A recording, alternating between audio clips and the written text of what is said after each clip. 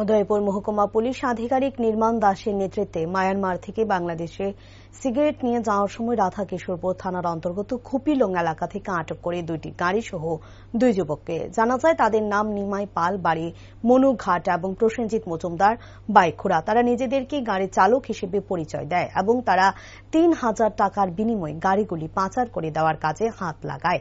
মহকুমা পুলিশ আধিকারিককে জানিয়েছেন তাদের কাছ থেকে ৬৩ বস্তা সিগারেট বাজেয়াপ্ত করতে সক্ষম হয়, যার বাজার মূল্য কয়েক লাখাধিক টাকা হতে পারে।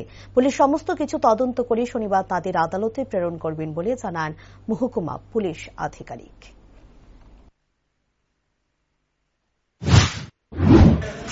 সন্ধ্যা 8:30 নাগাদ একটা খবর আসে থানাতে, 3টি ভেহিকেল খুপিলং হয়ে উদয়পুরের দিকে আসছে।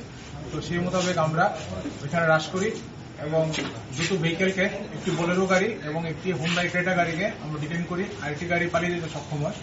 তো দুটো গাড়িকে ডিটেন করি এবং গাড়ির মধ্যে কিছু বক্স পাওয়া যায়। তারপর আমরা দুটো গাড়িকে এবং দুটো গাড়ির সঙ্গে দুটো ড্রাইভারকে থানাতে নিয়ে আসি। তো নিয়ে আসার পর ড্রাইভারগুলোকে আমরা প্রিলিমিনারি তদন্ত করি, জিজ্ঞাসাবাদ চালাই এবং গাড়িতে থরো সার্চ আমরা কন্ডাক্ট করি। সার্চ করার পর এবং ড্রাইভারগুলোকে জিজ্ঞাসাবাদ করার পর আমরা জানতে পারি যে এখানে কিছু ফরেন সিগারেট কিছু আছে। তারপর আমরা থরো সার্চ এবং কাউন্ট করে দেখি টোটাল 63 নাম্বার অফ বক্সেস আর দেয়ার, যেগুলোতে ফরেন সিগারেটস আছে। এগুলো কি মানে কোনো অবৈধভাবে নেওয়া যাচ্ছে না? অবৈধভাবে নেওয়া হচ্ছিল। ওরা তো কোনো ডকুমেন্ট দেখাতে পারেনি। আমরা যখন ওদের কাছে ডকুমেন্ট চাই, কোনো ভ্যালিড ডকুমেন্ট ওরা দেখাতে পারেনি। তো সেই মোতাবেক আমরা এই 63 বক্সেস অফ ফরেন সিগারেটকে সিজ করি এবং কালকে কোর্টে ফরওয়ার্ড করছি।